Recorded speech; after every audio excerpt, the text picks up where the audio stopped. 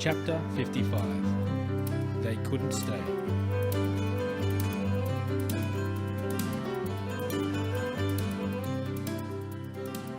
The next day, Sam and I told Aidan and Jed the real reason Merjamay and her friends had been stealing, and the reason they were always security men with the refugees when they came into town now.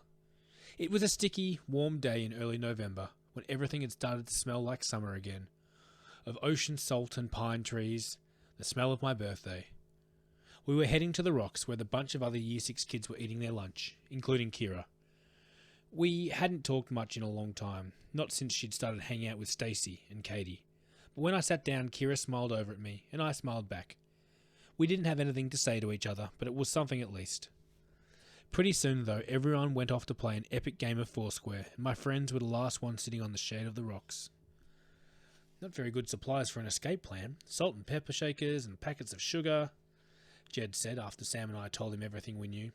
It's like when my sister promises to run away and then our only pack their Barbie dolls, Aidan said. What do you mean? Sam asked. Aidan shrugged. Whenever Rachel and Michelle got so upset or angry they wanted to run away from home, Mum always says to let them go through the motions.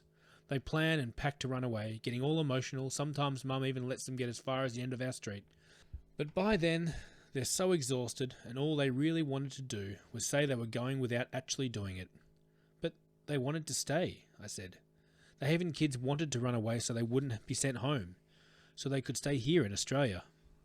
We sat in silence for a little bit, just listening to the rolling of the ocean. Jed broke the quiet. My parents still miss Vietnam, he said, his head down.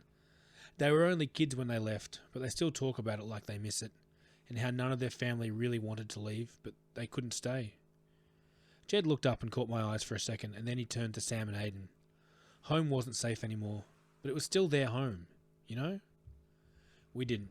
Not really, but I figured it was like when Pop said it was possible to be both happy and sad at the same time, or take the good with the bad.